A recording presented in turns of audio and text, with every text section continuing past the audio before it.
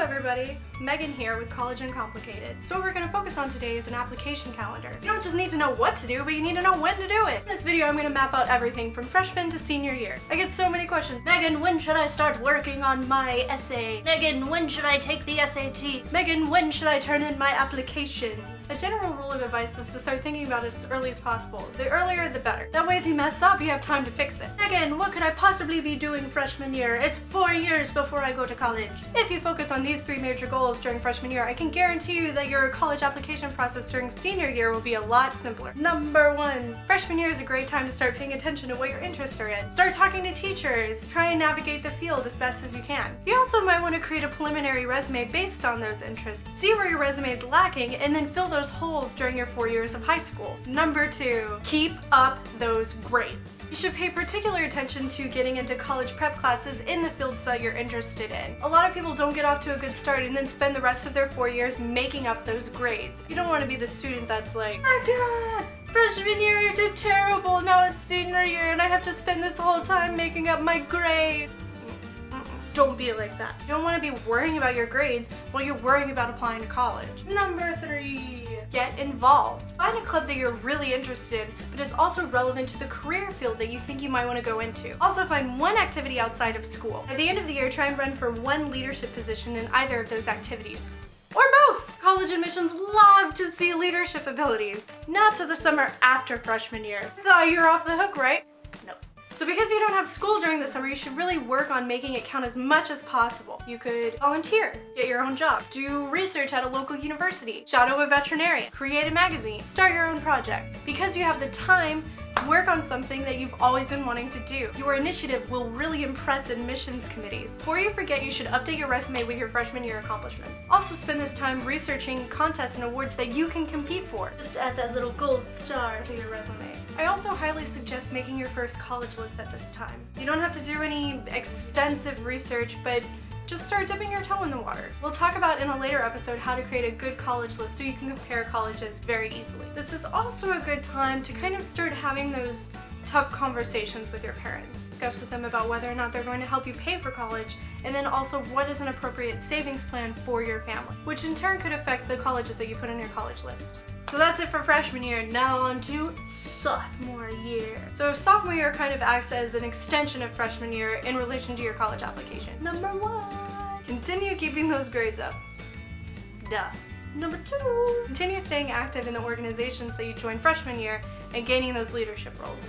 Number 3, start taking some practice tests. PSAT, SAT, ACT. It'll help you figure out what test fits you the best, and then you can start preparing to take the actual test during the summer. It's really good to take some SAT subject tests in May at the end of the school year after you've completed the class and all of the information is fresh in your brain. Woo! Sophomore year is over.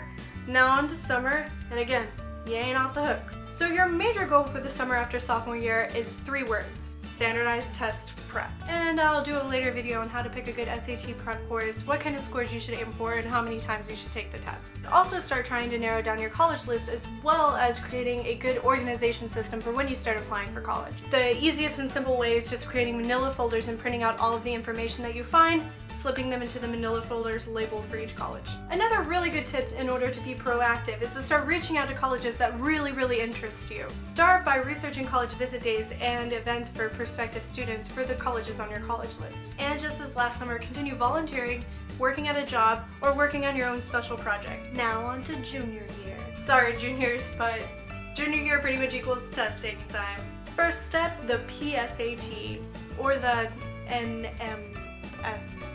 QT. Yeah, it has a lot of acronyms. PSAT basically stands for Preliminary SAT, where NMSQT stands for the National Merit Scholarship Qualifying Test. Both the same test, it's basically a short SAT, but the PSAT is really important because it ranks you for the National Merit Scholarship Contest. If you get a high enough qualifying score, you can essentially get full ride scholarships to pretty much any college you want. Test number 2, the SAT or the ACT. Both of these tests are standardized college admissions tests. Some colleges require the SAT, some the ACT, and some require both. Plan on taking one of these tests 2 to 3 times to make sure that you get the best score possible. Now, aside from tests, you also want to start working on developing strong relationships with your teachers that you'll ask for recommendations next year when you're actually working on your college application. Specifically during the spring semester of your junior year, start researching and applying to summer programs in the field that you're interested in. That way you start making contacts at the university that you can use for recommendations for your college application. You also find out more about the specific program that you may be applying to. And at the end of that spring semester, definitely plan on taking AP tests as well as SAT subject tests.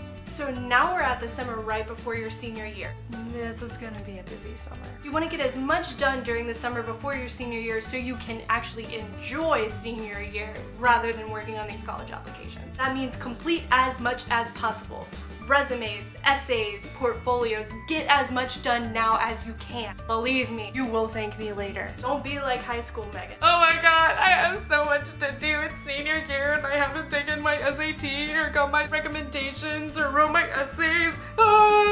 So the first thing that you want to do is solidify your college list. That means 5 to 6 colleges that you are absolutely sure that you want to apply to. Next thing you want to do is create a master list of your deadlines for your application, financial aid, and scholarships. That way you have one single document that shows everything and when it's due. You also want to keep copies of anything and everything that you turn into a college. What I recommend is going back to the manila folders that we created last summer, creating a checklist for each individual college that you can post onto each of those manila folders, and then you can also put copies of all the documents that you turn in to that college in that manila folder. But you may say, but Megan, they haven't told me what the essay prompts are. Colleges pretty much keep their essay prompts the same generally from year to year. So you can actually look at what was provided the year before and kind of create your essay from that. And the Common Application just changed their essay prompts, so they aren't going to be changing them anytime soon. On top of all of this, you want to make sure that you're visiting colleges and attending those summer programs so you can actually get your name out there. That way admissions officials and program directors will actually know your name and be able to recognize your application. Also, don't forget about those scholarships. You gotta have money to go to college, right? You can work on those essays at the same time as you're working on your application essay. It'll make it a lot easier. And now on to senior year, the time when you get to be at the top of the school. But wait,